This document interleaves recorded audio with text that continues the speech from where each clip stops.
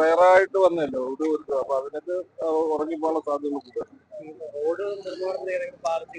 ഇവിടെ അങ്ങനെ ഒരു പാളിച്ചായിട്ട് ഒന്നും പറയാനായിട്ടൊന്നും അങ്ങനെ ഉണ്ടാവുകയാണെങ്കിൽ തീർച്ചയായിട്ടും സ്ഥിരമായിട്ട് അപകടങ്ങൾ എന്താണ് അതിന് ശ്രദ്ധിക്കാറും നമ്മളതിന് കറക്ഷൻസ് നടത്താറുണ്ട്. ഇവിടെ എന്നൊക്കെയായാലും അങ്ങനെ സ്ഥിരമായ ഒരു അപകടം ഉണ്ടാകുന്നു എന്ന് പറയുന്ന സ്ഥലം ഉണ്ടെങ്കിൽ അതിന് നമ്മൾ അതിന് എന്തെങ്കിലും റെമഡി ചെയ്യാറുണ്ട്. പക്ഷെ ഇത് റോഡ് നല്ലതായി ഡ്രൈവർ ഇറങ്ങി പോയത് കൊണ്ടുണ്ടായെന്ന് തന്നെയാണ് നമ്മുടെ പ്രാഥമിക നിലവാരം.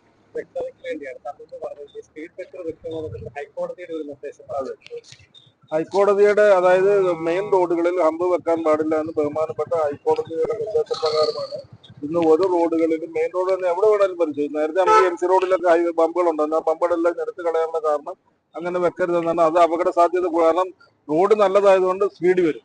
അപ്പൊ അടുത്ത് വരുമ്പോഴത്തേക്ക് ഹമ്പ് കാണുമ്പോഴത്തേക്ക് സഡൻ ബ്രേക്ക് ചെയ്താലും ബാക്കി നിന്ന് അത് ഉണ്ടാകും എന്നുള്ളത് കൊണ്ടാണ് അങ്ങനെ ഹമ്പുകൾ ഒഴിവാക്കണമെന്ന്. അങ്ങനെയാണ് ഇപ്പൊ നിലവിൽ ഹമ്പുകൾ ഇല്ലാതാക്കിയിട്ട് ഈ ക്രംബിൾ സ്റ്റോണിലുള്ള കാരണം അത് വന്നാല് ചാടി പോയി ചവിട്ടി നിർത്തേണ്ടി വരത്തില്ല. അപ്പൊ അതിനുവേണ്ടിയാണ് അങ്ങനെ കൊടുക്കുന്നത്. റോഡിന്റെ സേഫ്റ്റിയുടെ കുറവ് എന്നുള്ളതല്ല. ഇതിനകത്ത് ഇപ്പം ആദ്യയോട് നമ്മൾ സംസാരിച്ചപ്പോൾ ആദ്യത്തെ ഒരു ഔദ്യോഗികമായിട്ടുള്ള ഒരു ആദ്യ പ്രാഥമിക അന്വേഷണം ബോധ്യപ്പെട്ടതെന്ന് പറഞ്ഞാൽ ആൾ ഉറങ്ങിപ്പോയി എന്നുള്ളത് തന്നെയാണ്. ഇതിന് റോഡ് നല്ല കണ്ടീഷൻ കിടക്കുന്നതുകൊണ്ട് തന്നെ വാഹനങ്ങളെല്ലാം കുറച്ച് സ്പീഡിലാണ് വരുന്നത്. അപ്പൊ അതുകൊണ്ട് തന്നെ റോഡ് സേഫ്റ്റിയുടെ മെഷേഴ്സ് ഇമ്മീഡിയറ്റ്ലി തന്നെ അധികൃതരുമായിട്ട് ഡിസ്കസ് ചെയ്ത് നാളെ തന്നെ കഴിയുന്ന മീറ്റിംഗ് വിളിച്ച ശേഷം റോഡ് സേഫ്റ്റി മെഷേഴ്സ് എത്രയും പെട്ടെന്ന് ഇംപ്ലിമെന്റ് ചെയ്യാനുള്ള തീരുമാനമാണ് ആയിരിക്കുന്നത്. റോങ് സൈഡിൽ കയറി പോവായിരുന്നു കാറ്. അങ്ങനെയാണ് അപകടം ഉണ്ടായത്. വണ്ടിയിൽ തന്നെ 3 പേര് അന്താനെ മരിക്കുകയായിരുന്നു. സ്പോട്ടിൽ തന്നെ 3 ആൾക്കാരും മരിച്ചു. വണ്ടി തുറക്കാൻ പറ്റുകയില്ലായിരുന്നു. മല്ലശ്ശേരി നമ്മുടെ പൂങ്കാവ്, പത്തനംതിട്ട ഡിസ്ട്രിക്റ്റിൽ തന്നെ പൂങ്കാവിലാണ്. ഒരു കഴിഞ്ഞ നവംബർ 30 ആ പയ്യന്റെയും പെണ്ണിന്റെയും കല്യാണം കഴിഞ്ഞത്. അവര് ഹണിമൂൺ സംബന്ധമായി വിദേശത്ത് പോയിട്ട് വന്നവരാണ്. അവരെ എടുക്കാൻ 2 പേരുടെയും ഫാദർമാരാണ് വന്നത്. അവര് വന്നങ്ങനെ അവരായി ഓടിച്ചു വന്നതെന്ന് അറിയുന്നു. ഓവർ സ്പീഡ് ഉണ്ടായിരിക്കും. കാരണം ഇവിടെ നല്ല ഒരു ഇറക്കവും കൂടാണ് ഇങ്ങോട്ട്. അതുകൊണ്ട് ആ ഇതാണ് കാണുന്നത്. തിരുവനന്തപുരം എയർപോർട്ടിൽ.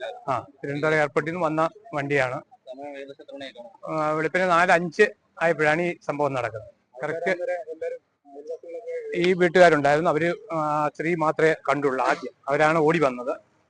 അപ്പോഴേ അവർ വിളിച്ചു പോയി. ആൾക്കാരെല്ലാം അവിടെ നിന്നൊക്കെ പിന്നെ വന്നു. പലരെയും ഫോൺ വിളിച്ചതിനൊക്കെ ഒന്നും ആൾക്കാർ ഉറക്കമല്ല. വെളുപ്പം കാലത്ത് 4 മണിക്കൊക്കെ. ഞാനും വെളുപ്പിനെ എണീറ്റാണ്. ഞാൻ ഇവിടെ വന്നിട്ടാണ് പോയത്. പള്ളി പോകേണ്ടത് കാരണം ഞാൻ വന്നിട്ട് പിന്നെ പള്ളിയിൽ പോയി. പിന്നെ ഇപ്പോഴാണ് ഇറങ്ങി വരുന്നത്.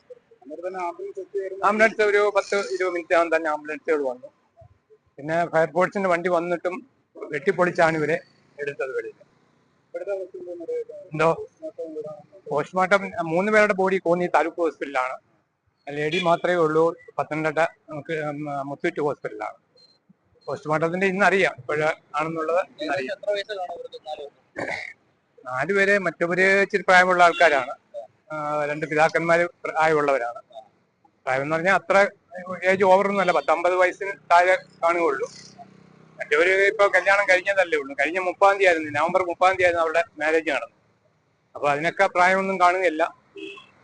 ഇതാണെങ്കിൽ ഈ ജംഗ്ഷനിൽ ഇപ്പം പല പ്രാവശ്യത്തെ അപകടങ്ങളാണ്. ഇന്നലെ രാവിലെ തൊട്ടടുത്ത് തന്നെ ഒരു വണ്ടി വന്നിടിച്ച്. അതും എയർപോർട്ടിൽ നിന്ന് വന്ന വണ്ടി തന്നെയാണ്. ഇന്നലെ രാവിലെ വെളുപ്പിനെ നടന്നു. 6 മണിയായപ്പോ ഇന്നലെ നടന്നു. തൊട്ട് ജംഗ്ഷനിൽ തന്നെ, അടുത്ത ജംഗ്ഷനിലാണ് നെടുമങ്കാവ്. ഇതിപ്പം മുറിഞ്ഞേലിന്റെ ഇതായി. കഴിഞ്ഞ 2 മാസം മുമ്പ് ഇതേ സമാന രീതിയിൽ ഒരു അപകടം നമ്മുടെ ഈ നടന്നു. വണ്ടി കത്തിപ്പോയത്. അത് ഇഞ്ചപ്പാറ.